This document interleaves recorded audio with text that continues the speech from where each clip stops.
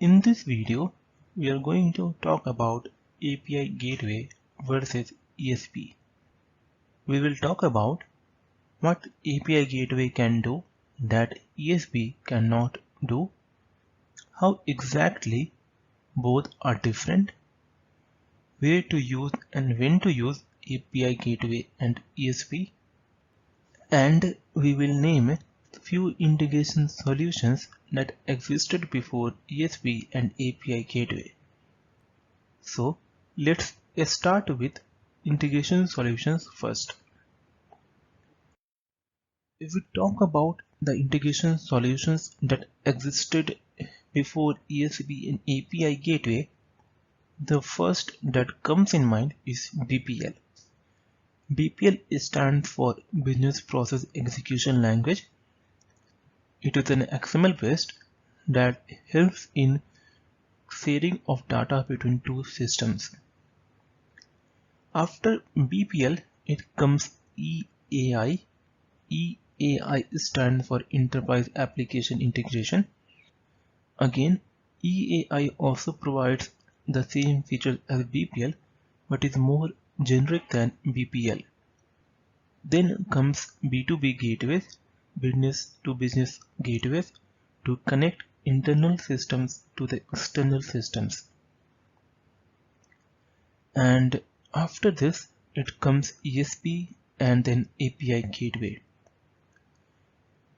ESB stands for Enterprise Service Bus.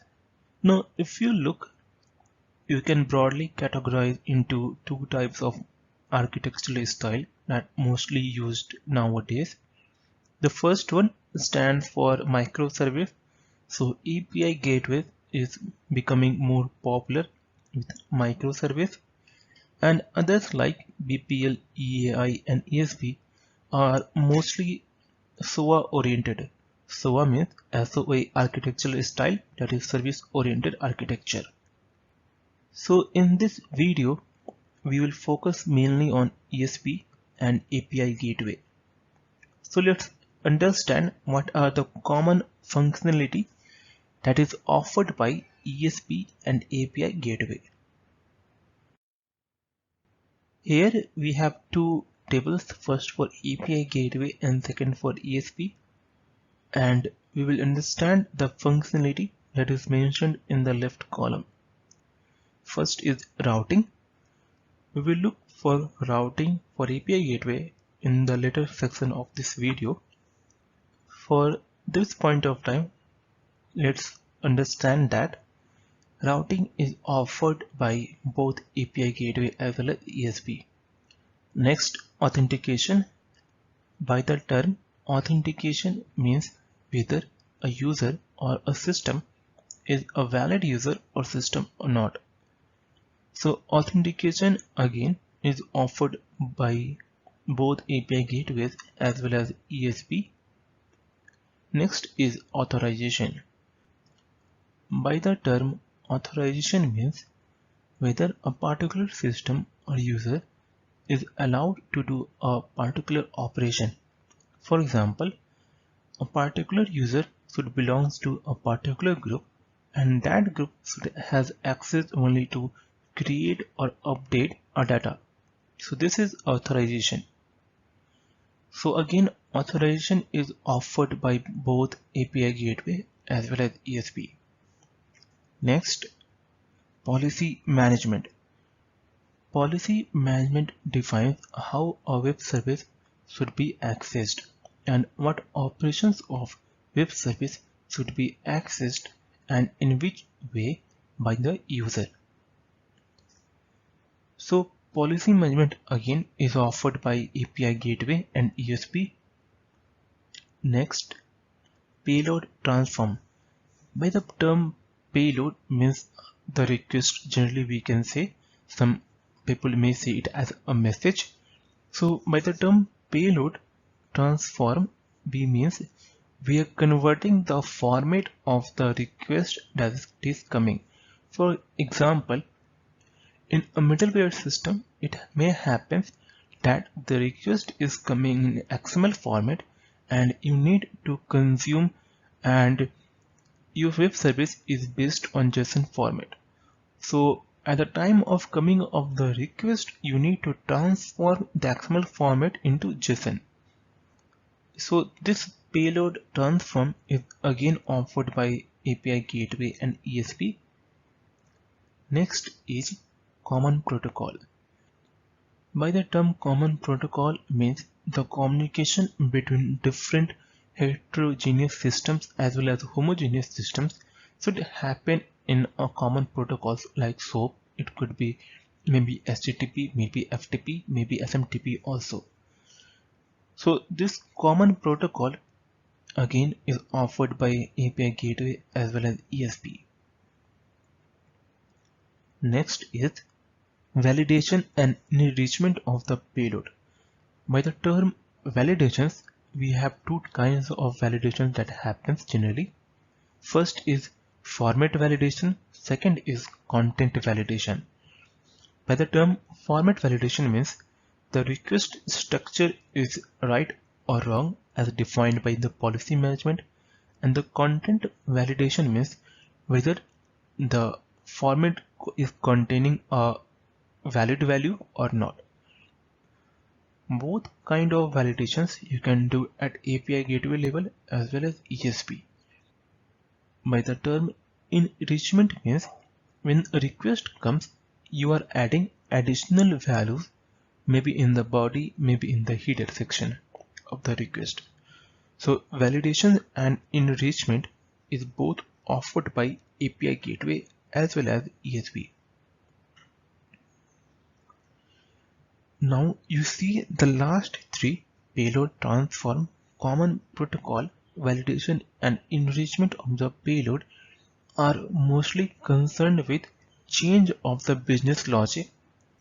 So in my view, the first four: routing, authentication, authorization, policy management is the core functionality that is offered by API Gateway, and an API Gateway should be used for this type of functionality. The last three: payload, transform, common protocol, validation and enrichment of payload is offered by ESB as a major functionality, and it belongs to the business logic part, so you should not expose the business logic at the API Gateway level itself. We will see why we should not expose our business logic at the API Gateway level itself. Moving forward, let's understand the API Gateway level more and ESB. Now suppose you have app 1 and it is running on localhost 8081 port, and to access a particular operation, let's say we have to access with the base API 1. Also you have application 2 and it is running on port 8082, and you should access the operation of this application with the base API 2. Now in order to communicate with application 1 and application 2, we should directly call the HTTP localhost 8081/API1 to access the operation of application 1. Similarly for application 2. But if you directly call, you are exposing the URL of your application directly to the consumer, to the user, you can say. For this purpose, API Gateway came into existence. We had talked about routing earlier. Now see what is meant by routing. Suppose a request is come to this API Gateway, and suppose the request has come for localhost 8080 API1. Now if you see, localhost 8080 is the point where this API Gateway application is running, and a request is coming with API1 as a parameter. So this API Gateway will see that API1 is the first parameter. It will route the request to app1 based on the parameter coming in the URL. Again, when a next request comes and it has API2, API Gateway will route to application 2 based on the parameter in the URL. So this is basically called routing, and it is one of the core functionality offered by API Gateway. We have again all those functionality that we have discussed earlier. Now this API Gateway is acting as intersection point for external systems as well as internal systems. So in the left of the API Gateway, we have outside API, external API you can see, and to the right of this API Gateway, we have internal APIs that is inside the firewall of an enterprise. So in order to have communication between external API and internal API, the request has to go through API Gateway. And in general, API Gateway is placed inside the DMZ label. The DMZ means the point where your security is lying, means between the external firewall and the internal firewall of your enterprise. This is the reason we had discussed earlier. We should not expose the business logic at the API Gateway, because you are creating an opportunity to exploit the business logic and the data operated by this business logic. So if we talk about this API Gateway, the first four, routing, authentication, authorization, and policy management, is the core principle that should be offered at this level of API Gateway. So instead of using heavyweight systems like ESB that again offered you same functionality, we will use a lightweight systems like API Gateway in microservice architecture. So this is one of the reasons that API Gateway has gained so much popularity in microservice architecture. Now let's talk about ESB. ESB stands for Enterprise Service Bus. It is mostly a asynchronous, you can say parallel also, a messaging queue system. So in case of ESB, instead of point-to-point communication between different homogeneous as well as heterogeneous systems, we have a centralized system that takes care of all the problems that happen in point-to-point communication. So you can say that we have an application 1, a web service, and it is based on SOAP. And you have application 2, application 3. Application 3 is in .NET. Application 4 is in C, C++ language. And application 5 is a Java J2E application based on Java. And it communicates on GMS protocol. Now you can see here we have application 1, 3, 5 and 4. Both are based on different languages and using different communication protocol. So this is kind of a heterogeneous system. In order to communicate with each of them, ESB provides you a centralized system. So again, we have SOAP protocol and GMS protocol. So the communication inside ESB should happen on a common protocol. So let's talk about the functionality that we have seen earlier. In case of monolithic architecture, before coming off the microservice architecture, all these functionality seems to be valid. So we could have routing, authentication, authorization, policy management, payload transform, common protocol, validation and enrichment of payload at the ESB level itself, because it is a centralized architecture will be there. But in case of microservice architecture, it is mostly a distributed architecture. That's why at the microservice we define an external API and internal APIs. So in case of microservice, instead of using this heavyweight system, the first four we already do at the API gateway level itself. So again, if you want to do routing, authentication, authorization, and policy management at the ESB, it is not preferable at all. So the next three, payload, transform, common protocol, validation, and enrichment of the payload, you can do at the ESB level. But to use only three functionality, payload, transform, common protocol, and validation, why should I use a so much heavyweight system like ESB, a centralized system like ESB that is not even a scalable? If you need to scale, you need a federated ESB. Again, that is infrastructure and cost issue. So instead of ESB, generally in microservice, we create smart endpoints. By the term smart endpoints, I mean we create another microservice that have business logic as well as that take care of your payload transformation, common protocol operation, validation, and enrichment of the message. Where to use and when to use. If we talk about API Gateway and ESB, we have seen to use API Gateway, it is mainly used for interconnecting internal APIs to outside world and generally placed in DMZ of the company. It is preferred in microservice. In case of ESB, it is intended for resolving API integration issues placed inside DMZ of a company. It is preferred in SOA.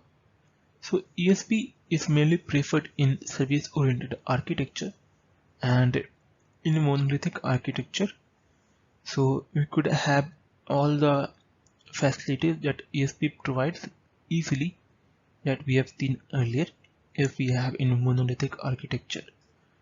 But in case of microservice, it is mostly distributed, so it is not preferable to use a heavyweight systems.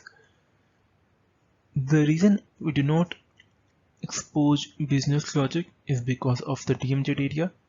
So do not expose the business logic in the DMZ area because again it will lead to exploitation of your business code and the data, and it will create vulnerabilities also. In case of ESB, it is heavy in terms of resource utilization, not as much fast and scalable because if you're using a single ESB, it is a single point of failure again because all your homogeneous and heterogeneous systems are connected to that ESB. Now think of the part where ESB fails. All the enterprise applications are then going to be down because they're not will be able to communicate with each other. To resolve that, we have federated ESB for fault tolerance, means we have multiple ESB communicating with each other and as well as the heterogeneous and homogeneous system. Now think if you have multiple ESB, how much complexity you are creating, how much the infrastructure issues and concerns you are creating to maintain that, to update that. Again, you need a separate team. So these are the important regions that in microservice we always prefer a system that is lightweight, agile, and resilient. So discussing all those points, you can also say that you can use the combination of API Gateway as well as ESB. But think again, because you are doing routing, authentication, authorization, policy management at the API Gateway, and just for payload transformation, enrichment and validations, common protocol use, you are doing ESB. So if you're using an ESB, you're moving again towards a centralized architecture, but microservice prefers a distributed architecture. So instead of ESB, I could not have another microservice that act as smart endpoints, and we can utilize smart endpoints for payload transformation, enrichment, and validation of the payload. And we could have also business logic in that microservice. We will discuss about that architecture where we have composite microservice, where we have base microservice and API gateway in next coming videos. This was all about API gateway versus ESB. Subscribe and stay notified for more upcoming videos.